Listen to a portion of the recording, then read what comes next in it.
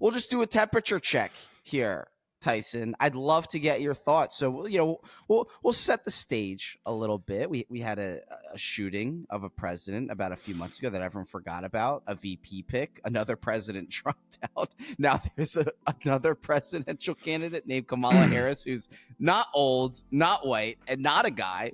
So it's kind of caused Trump to fumble with his optics on how he wants to approach this, however that may be. Also, it seems like he brought Corey Lewandowski back in, so maybe there's some misgivings about who's running his campaign. There's a lot going on at the same time, so maybe you could put that all together for us. What do you think? Where are things at right now in the race?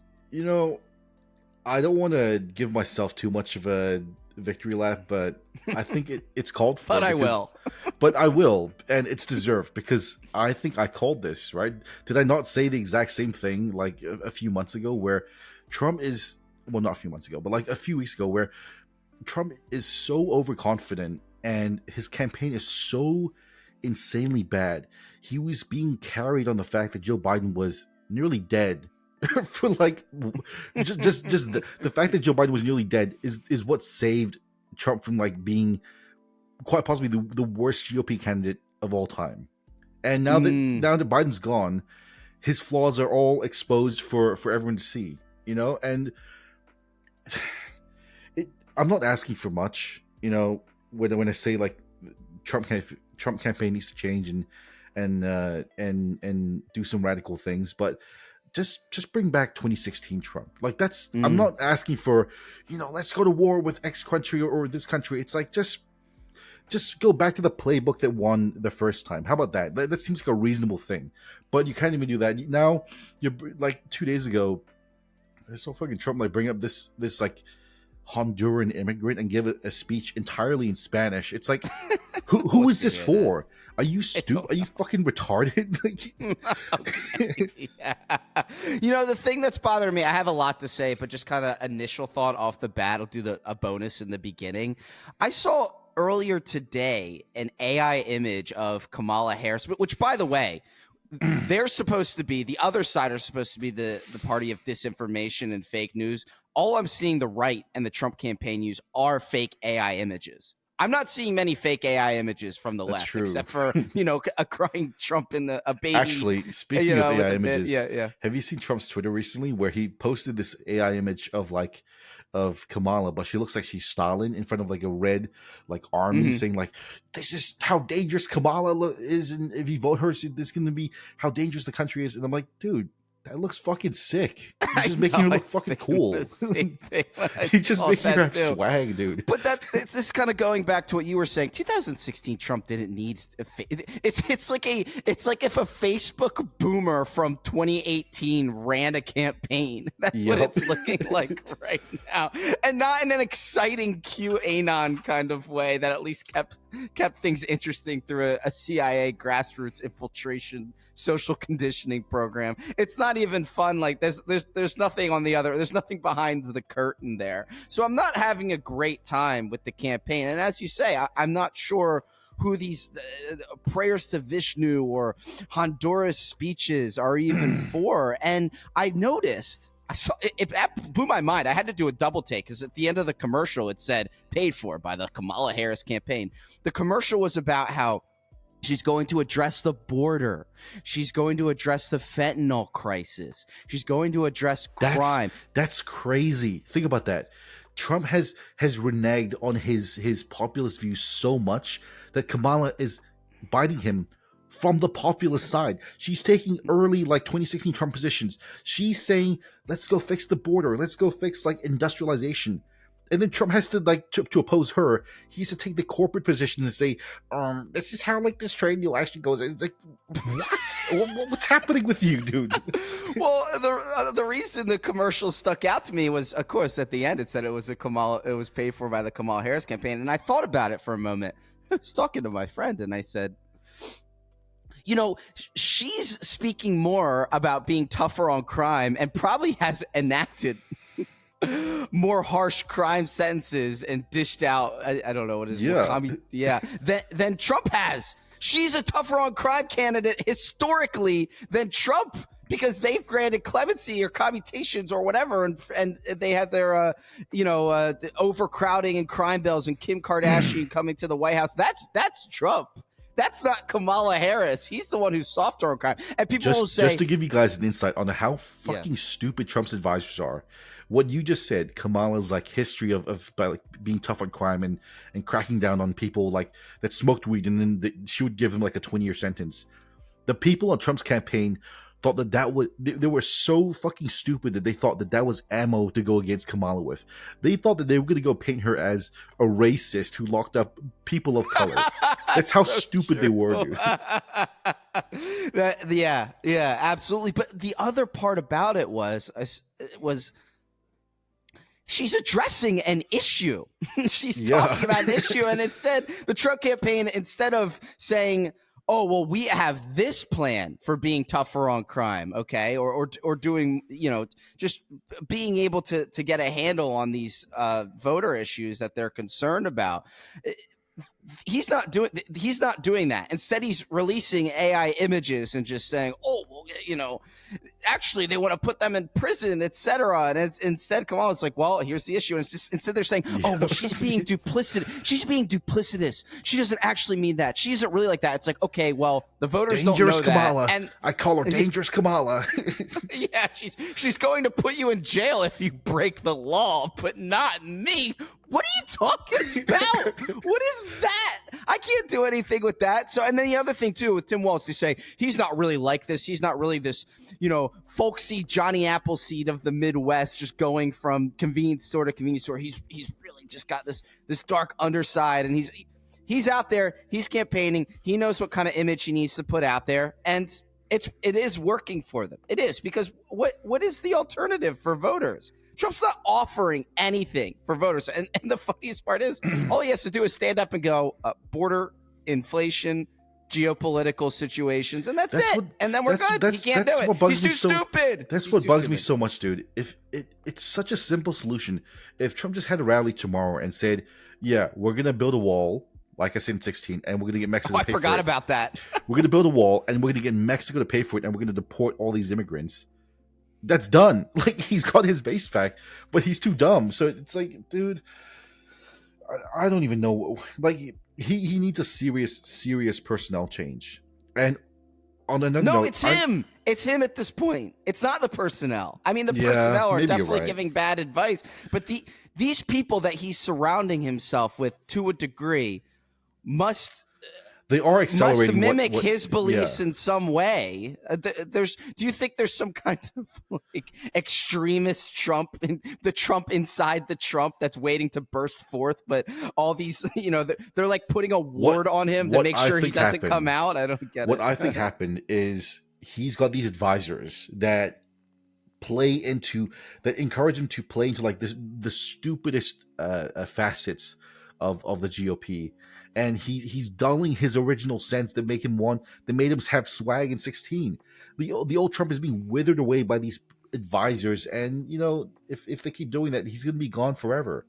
And another thing, I'm so fucking sick of this communist talk by these GOP shows on Twitter. This is your point. Sorry, dude.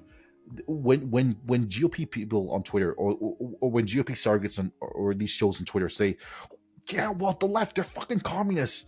That's when you know that they have nothing left to say, and they're fucking desperate, dude. When they resort to the communist thing, that's when they're shitting their fucking pants. Okay, because they have nothing. They have nothing, and it really exposes what they really care about. They care about some lame fucking geopolitical a facet of quote unquote communism. I'm sorry, but no one fucking cares about communism in this day and age. No one. It's a desperate appeal to Cold War mindset voters who are old or dying. So that's why it's not effective as a talking point anymore. If you have Gen X, Millennial, Gen Z voters, and you tell them, well, they're communists, they're going to go, okay.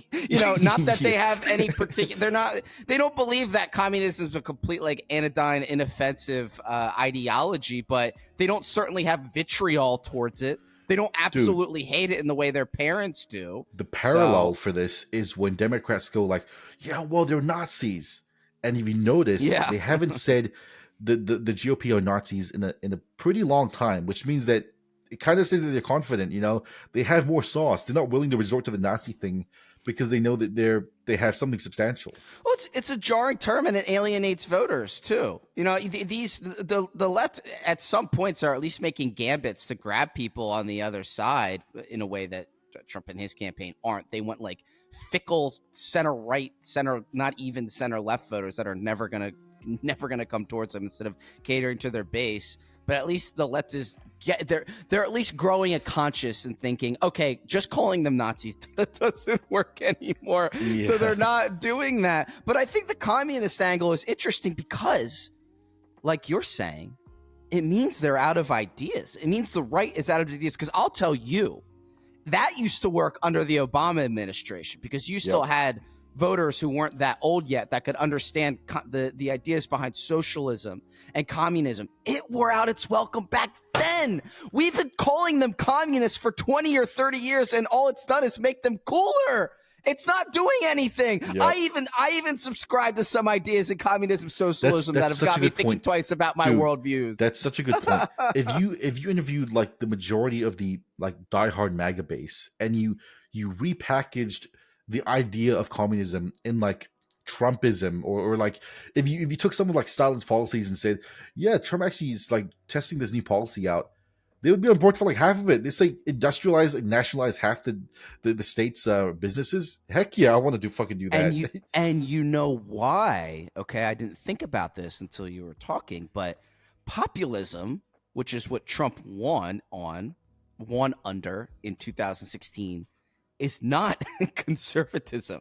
Populism takes ideas from those scary ideologies on the left. It borrows some of them and others on the right too. Of course, if you go in a certain direction and say, oh, well, that's actually just fascism, it's like, okay, well, we'll shelve that for now. But what I'm telling you is, old school, we're fiscal conservatives and we hate these communists because they don't have free enterprise and you won't be able to work the job that you want to do. You won't be able to pull yourself up on the bootstraps in the way I am pretending that you can anymore. So it's become completely ineffective. It's become completely ineffective because it's no longer this foil from conservatism against communism. That doesn't exist in the paradigm of the voter's mind now. Instead, it's a lot more to do with populism, people thinking twice about, well, how can I be helped economically by a system that's kind of forsaken me, in the sense that, and I'll tell you why it's gotten to this point.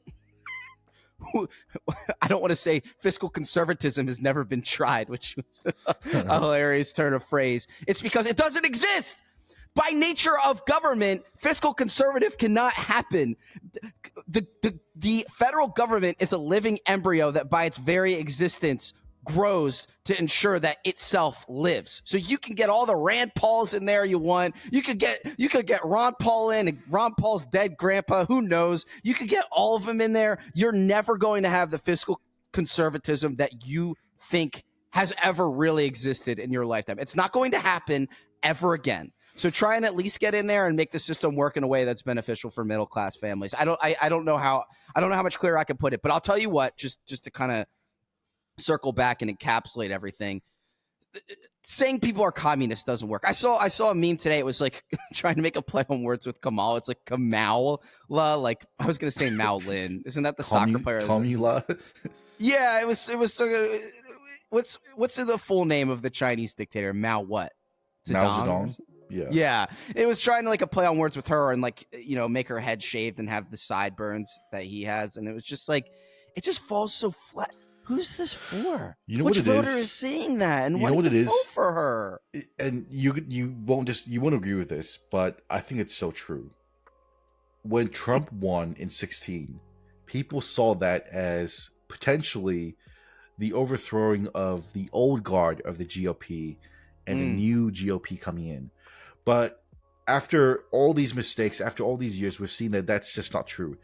The Trumpism that came with 2016, it's been totally subsumed by the GOP machine, and he's just another extension of it. So it's just really disappointing, dude. I mean, and that kind of speaks to people like Laura Trump, who he put in as co-chair at the RNC too. And it's just like, you have people that are in your own family that don't even know what you used to be all about, and the GOP Yep. just wait.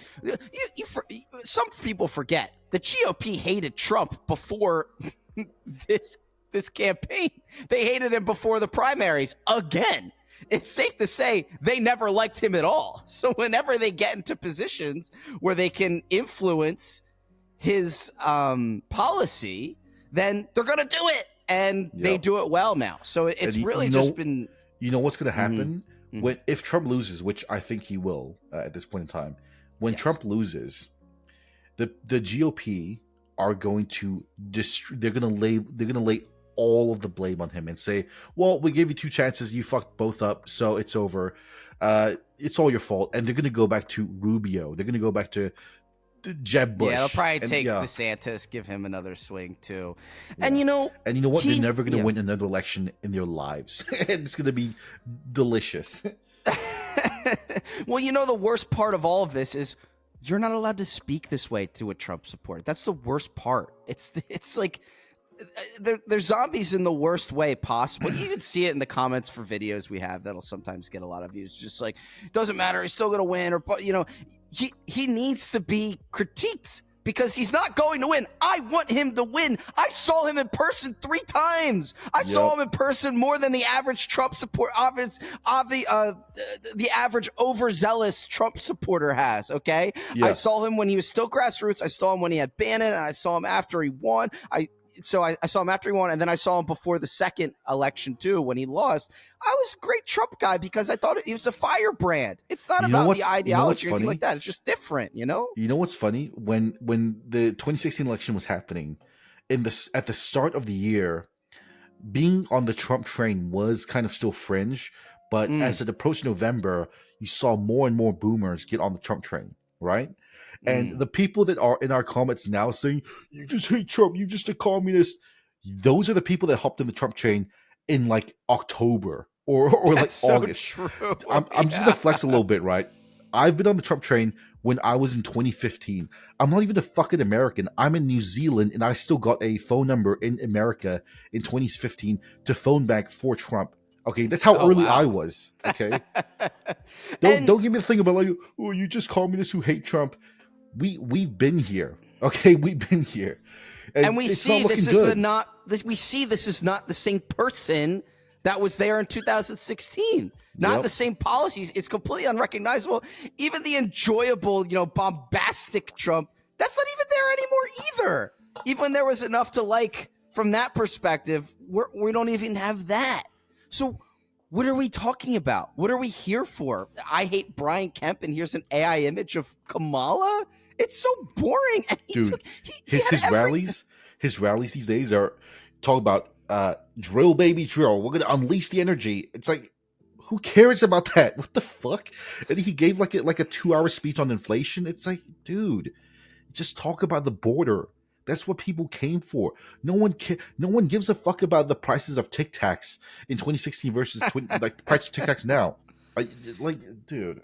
You know what it is? It's just this really ugly, incestuous think tank mess of Hannityism, Sean Hannityism, conservatism, and Teal Curtis Yarvin, like quote unquote dissident right conservatism that isn't truly right wing. It's more of like a watered down version of what people perceive as cutting edge right wing, and they're all intersecting into this just really ugly what do you want to say, like amalgamation of a campaign, and it just isn't working. I mean, dude, he got shot.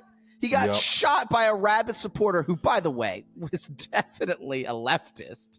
An insane leftist. Just by looking at his face, I can tell you that. But there was enough evidence to show that he was. And by the way, I love that we have no background on him either, too. It's like, oh, well, it's like Stephen Paddock. It's like, guess we'll never know. It's like, okay, yeah, you're right. I guess we'll never know. So he even got a gift. He even got divine intervention. Again, he became mythology, and he still couldn't capitalize on that. He squandered that divine gift in 2 weeks, dude. Oh, no. It's so embarrassing. It's so embarrassing. So I hope you will agree with me now that if their hubris proves to be as strong as we think it is, and they go into the election as they are now, these people deserve to lose. They deserve to be put in the fucking ground, dude. So here's unfortunately where I disagree with you, because I am not a horseshoe theory person. I do think there is a difference between who wins and who loses and how it affects policy and the state of the country. And it's just perception overseas as well. My country will be a worse place if Kamala Harris wins. I do think so. Her policies, especially her economic ones, have just been reprehensible. And even if they're just pushed, or